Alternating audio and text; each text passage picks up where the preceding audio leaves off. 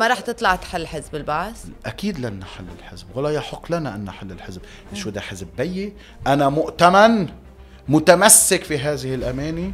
وأنا لا أخفيك سرا، أنا أجريت مجموعة واسعة من الاتصالات، والتقيت الكثير من الحلفاء والأصدقاء، وعملت جلسة مع حزب الله يمكن 5 ساعات، ومع السفير الإيراني 3 ساعات. حزب الله مين يعني؟ كتير قيادة حزب الله على مستوى القيادة المعنية بالمرحلة. لا أكيد الشيخ نعيم قاسم بعده الوضع الأمني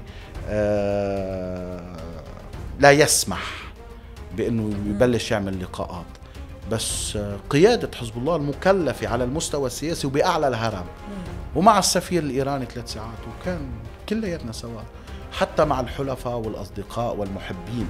هلأ أنا بدي أقول للي بيحبوني باقي بقلوبكم، وللي ما بيحبوني باقي على قلوبكم. مصيري ومصير الحزب بيحددوا الناس والحزبيين.